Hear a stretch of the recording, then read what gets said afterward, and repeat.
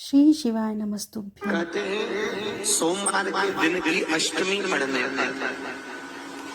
कौन से दिन? सोमवार के दिन कौन सी तिथि?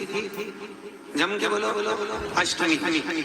सोमवार के दिन अगर अष्टमी तिथि पड़े और उस दिन अगर 5 बेलपत्र भगवान शिव को समर्पित कर दी जाए तो व्यक्ति जो सोचकर जिस कामना से जिस मनवांछित फल के लिए बेलपत्र चढ़ाता है उसकी वो कामना मात्र 3 महीने में पूरी हो जाती है। मात्र 3 महीने। एक बात बहुत सुंदर है, ध्यान रखिएगा थोड़ा सा।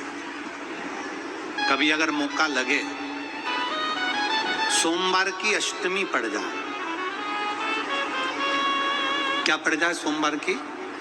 जम के बोलो जरा, अष्टमी। या तो सोमवार की अष्टमी पड़ जाए या हर महीने शिवरात्रि आती है, हर महीने आती है। या तो सोमवार की अष्टमी पड़ जाए या फिर सोमवार की शिवरात्रि पड़ जाए, हर महीने आती है।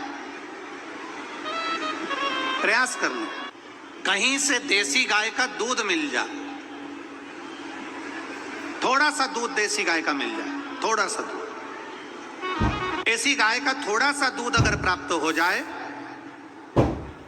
बेलपत्री के पत्ते से कर मात्र बेलपत्री के पत्रे से एक एक बूंद अगर दूध, आप एक बूंद अगर ज्यादा ना मिला हो, 1 चम्मच भी अगर आपको दूध देसी गाय का मिल गया हो और सोमवार की अष्टमी पड़ जाए या सोमवार की, जम के बोलो, शिवरात्रि पड़ जाए, उसमें केवल अगर देसी गाय का दूध मिल जाए, जर्सी गाय का नहीं हो, देसी गाय का अगर दूध मिल जाए, बेलपत्री के पत्ते से, तुम्हारे घर के अंदर अगर शिवलिंग है या मंदिर में शिवलिंग है या तुम्हारे नजदीक में कोई शिवलिंग है, उस पर बूंद बूंद एक एक बूंद अगर शिवलिंग पर दूध समर्पित कर रहे हो, श्री शिवाय नमस्तुभ्यम, नमः शिवाय या षडाक्षर मंत्र ओम नमः शिवाय या 33 अक्षर का मंत्र महामृत्युंजय मंत्र, इसका स्मरण कर कर शिव जी पर देसी गाय का दूध समर्पित कर कर इस बेलपत्री को अशोक सुंदरी वाली जगह पर अगर आप समर्पित कर देते हैं, फिर आप जिस भी चीज के लिए अप्लाई करें, मेरा देवाधिदेव महादेव आपका हाथ पकड़कर खींचकर आगे बढ़ा ही दे। मेहनत करना, कर्म पूरा करना, पढ़ाई अच्छी करना और पढ़ाई के साथ में विद्या अध्ययन करने के साथ में अच्छी मेहनत के साथ में देसी गाय का दूध भगवान शंकर को समर्पित करना, भगवान शंकर को समर्पित करना, देसी गाय का दूध धीरे धीरे धीरे धीरे समर्पित करना, भावों के साथ आप समर्पित करें। देसी गाय का दूध एक एक बूंद समर्पित करें, धीरे धीरे समर्पित करें। और देसी गाय का दूध जब धीरे धीरे समर्पित करें, बड़े रास्ते से आनंद से धीरे धीरे जब आप समर्पित करेंगे, बेलपत्री वही दूध में सनी हुई बेलपत्र अशोक सुंदरी वाली जगह पर, उस समय पर डंडी का भाग शिवलिंग की ओर नहीं होना चाहिए, उस समय पर डंडी का भाग जहां से पानी बहकर जाता है अशोक सुंदरी की ओर से, वहां पर होना चाहिए। कार्य में सफलता मिलती ही है। शिव तत्व को धारण। सोमवार की अष्टमी का मतलब आपको इंदौर की कथा में बताया था, जिस दिन शंकर और पार्वती के मिलन का दिवस हो, और केवल एक माता पार्वती के अकेले मिलन का नहीं, 64 योगनिया तक भगवान शंकर से मिलने के लिए आती है। पीला चंदन लगा लेना। कितना लगाना है? बीच वाला जो पत्ता है उस पर पीला चंदन। जब आपको लगे कि मेरा जीवन बहुत कष्टमय है, अब ये रोग, अब ये कष्ट दूर ही नहीं हो रहा, अब ये आए दिन तकलीफ पर तकलीफ बढ़ती जा रही है, आए दिन रोग बीमारी, पैसा घर में बच नहीं रहा, बहुत कष्टमय जीवन है, इसमें लगाओ पीला चंदन बेलपत्री की बीज पत्ती पर। महाराज, और बीज पत्ती पर जब चंदन लग जाए, लगने के बाद में ये दोनों पत्ती पर लाल चंदन लगा लीजिए। इन दोनों पत्ती के बीच में जो डंडी का भाग होता है, आपको कहा था, आपको स्मरण में होगा शायद, हमने जब बेलपत्री की महत्वता बताई थी तो उस बेलपत्री की महत्वता में कहा था ब्रह्मा विष्णु महेश ये 3 हैं, बोला था।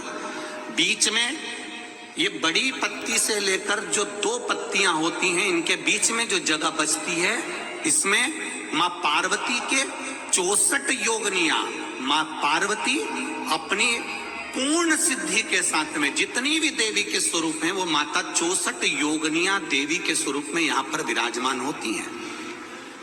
2 पत्ती के नीचे से जो डंडी होती है नीचे तक, ये पूरी डंडी में 33 कोटि देवी देवताओं विराजमान होते हैं इस पूरी डंडी के अंदर।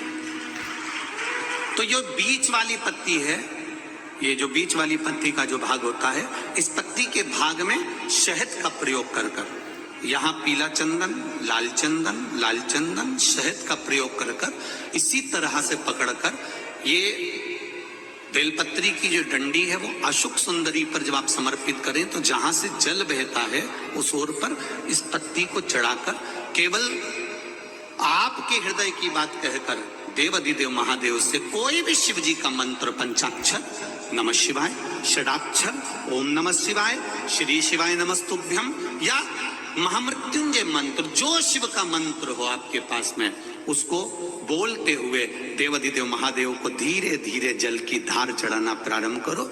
जल की धार जब पूर्ण होने लगे, उसमें थोड़ा जल बचे, तब अशुक सुंदरी पर जो तुमने बेलपत्र चढ़ाई है वहां उस जलधार को चढ़ाए।